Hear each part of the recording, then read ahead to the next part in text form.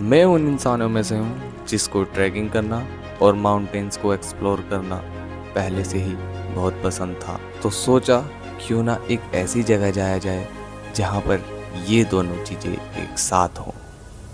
और फिर मैं पहुँच गया मध्य महेश्वर, जिसको हम दूसरा केदार भी कहते हैं।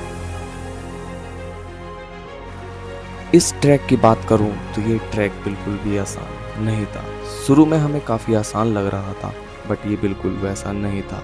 और जैसे जैसे हम ऊपर गए और बूढ़ा मध्य महेश्वर तक पहुँचे, और हमारी आंखों के सामने कुछ ऐसा नज़ारा था मानो किसी स्वर्ग में आ गए हों। और ये किसी स्वर्ग से कम भी नहीं था।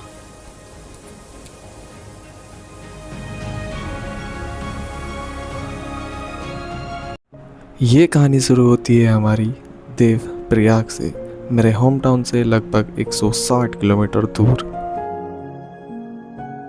ये वो जगह है जहाँ पर दो नदियों के संगम से बनती है भारत की सबसे लंबी नदी, जिसको हम प्यार से माँ गंगा कहते हैं।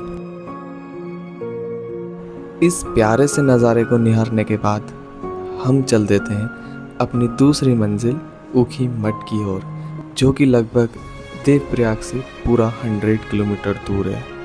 और बिना देरी करते हुए हम निकल जाते हैं ऊखी मठ के लिए। इन खूबसूरत नज़ारों के साथ बाइक चलाने का मज़ा ही कुछ और है। और हमें लगभग आज 350 किलोमीटर बाइक चलानी थी, और हमें रुकना था रांसी विलेज, जहाँ से मध्य महेश्वर का ट्रैक स्टार्ट होता है। और अगले ही दिन हमको लगभग 22 किलोमीटर का ट्रैक स्टार्ट करना था, जो पूरी तरह से थका देने वाला होने वाला था। और 350 किलोमीटर बाइक चलाने के बाद वैसे ही हालत ख़राब हो जाती है। थोड़ा एक्साइटमेंट भी था और थोड़ा डर भी था कि क्या हम इसको कर पाएंगे या नहीं कर पाएंगे।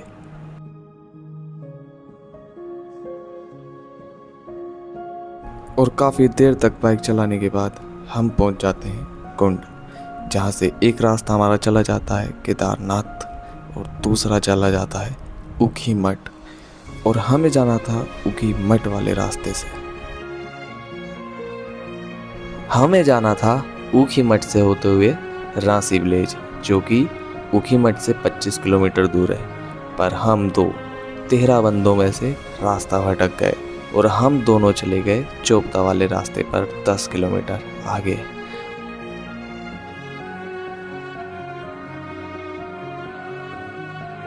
एक्चुअली हुआ क्या, हम जो ऊखीमठ से चोपता वाले रास्ते पे चले गए और वहाँ 10 किलोमीटर आगे निकल गए। फिर एक से पूछा मैंने, यार हम गलत रास्ते पे आगे, नेट चल नहीं रहा था।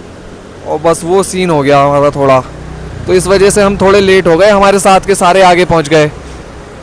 कोई नहीं, अब तुम्हें दिखाता हूँ, देखो व्यू। हम पूरा 1 घंटा लेट थे अपने दोस्तों से दूर, पर इस व्यू को देखकर एकदम मन खुश हो गया था, मानो कोई टेंशन ही नहीं। और यहाँ से लगभग रांसी विलेज रह गया था 10 किलोमीटर दूर, जो कि काफ़ी दूर तो नहीं था, लेकिन शाम होने के कारण डर तो लग ही रहा था। हम रांसी विलेज पहुँचने के बाद हमने देखा कि हमारे दोस्त बोल रहे हैं कि हमको 5 किलोमीटर का ट्रैक स्टार्ट करना है। हालत एकदम ख़राब हो चुकी थी। हम तो मना ही कर रहे थे, बट फिर भी हमने चलो ठीक है, फिर हम 5 किलोमीटर का ट्रैक स्टार्ट कर देते हैं।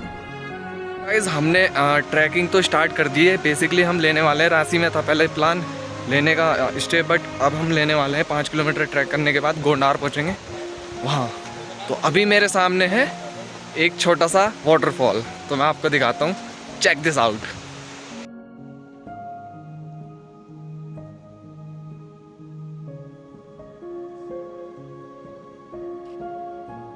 गोंडार विलेज से पहले हमें एक छोटा सा मंदिर मिलता है, जहाँ पर हम सभी अपने दोस्त सिर झुकाकर आशीर्वाद लेकर आगे का ट्रैक स्टार्ट करते हैं। कुछ घंटों ट्रैक करने के बाद हम पहुँच जाते हैं गोंडार विलेज, और यहीं पर हम लेते हैं अपना नाइट स्टे।